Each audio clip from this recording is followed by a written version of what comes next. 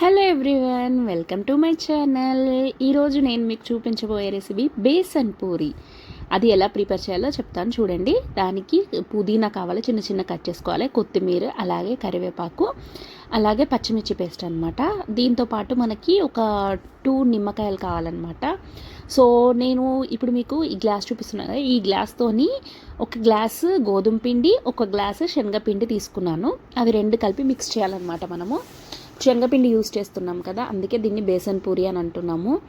So ఇవి 2 పిండిలు తీసుకున్న తర్వాత దీన్నైతే మిక్స్ చేసేసుకోవాలన్నమాట. పిండిలు 2 మిక్స్ చేసుకున్న తర్వాత నేను మీకు ఇంగ్రీడియంట్స్ చెప్పాను కదా, అవన్నీ కూడా ఈ పిండిలో 1 బై 1 అన్నీ యాడ్ చేసుకోవాలి. ఫస్ట్ అయితే నేను పచ్చిమిర్చి పేస్ట్ అని చెప్పాను కదా, పచ్చిమిర్చి పేస్ట్ అయితే మనకి టేస్ట్కి తగ్గట్టు వేసుకోవాలన్నమాట. సో దీంట్లో మెయిన్గా ఏంటంటే పుదీనా ఎక్కువ పడుతుంది అన్నమాట. చిన్న చిన్న కట్ చేసుకొని పుదీనా వేసుకోవాలి. ఎందుకంటే ఆ పులుపు టేస్ట్ అనేది ఉంటుంది అనమాట. బేసన్ పూరి అంటేనే పులుపు తగిలితేనే టేస్ట్ బాగుంటుంది అనమాట. సో అందుకే ఇక్కడ పుదీనా యూజ్ చేస్తున్నాము. అలాగే మనము నిమ్మకాయలు అనేది అయితే యూజ్ చేస్తున్నాం అనమాట. సో కొత్తిమీర, కరివేపాకు, పుదీనా అవన్నీ వేసుకున్న తర్వాత నేను 2 నిమ్మకాయలు అని చెప్పాను కదా, వాటిని కూడా తీసుకొని వాటిని కూడా పిండేసుకుంటున్నాను అనమాట.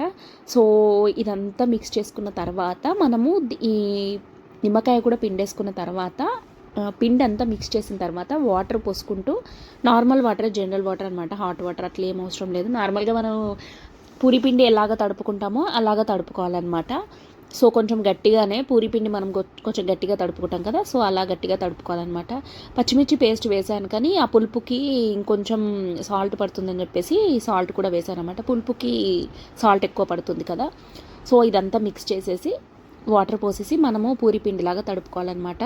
టేస్ట్ చాలా బాగుంటుంది. దీనికి మళ్ళీ మనకి సైడ్ డిష్గా చట్నీ ఆర్ కర్రీ లేకపోతే బేసన్ అలా ఏం అవసరం లేదండి.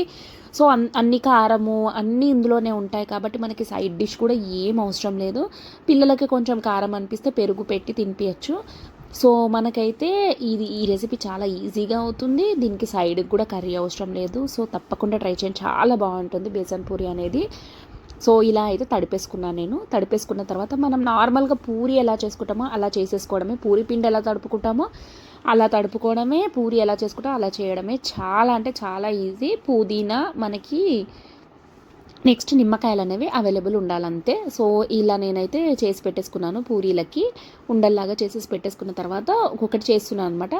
కొన్ని మనం చేసి పెట్టేసుకొని తర్వాత నేను డీప్ ఫ్రై చేద్దామనేసి కొన్ని చేసి పెట్టేసుకుంటున్నాను అనమాట. అండ్ ఇంకొకటి ఏంటి అంటే ఇవి స్టోరేజ్ కూడా చాలా 2 to 3 డేస్ స్టోరేజ్ ఉంటాయన్నమాట. మనము డీప్ ఫ్రై చేసేసి చల్లారినాక ఒక బాక్స్లో పెట్టేసుకుంటే, సో ఇలా అయితే నేను చేసేసుకున్నాను కదా. ఇవన్నీ డీప్ ఫ్రై చేసేస్తున్నాను 1 బై 1. సో మనము బాక్స్లో పెట్టేసుకొని మనం ఎక్కడికైనా ట్రిప్కి వెళ్ళినా ఎక్కడికైనా వెళ్ళినా కూడా మనం ఇలా ఈ బేసన్ పూరీలు చేసేసుకొని మనం చల్లారినాక బాక్స్లో పెట్టేసుకొని స్టోర్ చేసుకుంటే 2 to 3 డేస్ ఖచ్చితంగా ఉంటాయన్నమాట, పాడవకుండా. ఎందుకంటే ఇలా ఆనియన్ మనం ఏమి వేయట్లేదు కాబట్టి ఉంటాయి. సో తప్పకుండా ట్రై చేయండి బేసన్ పూరి, యమ్మీ రెసిపీ.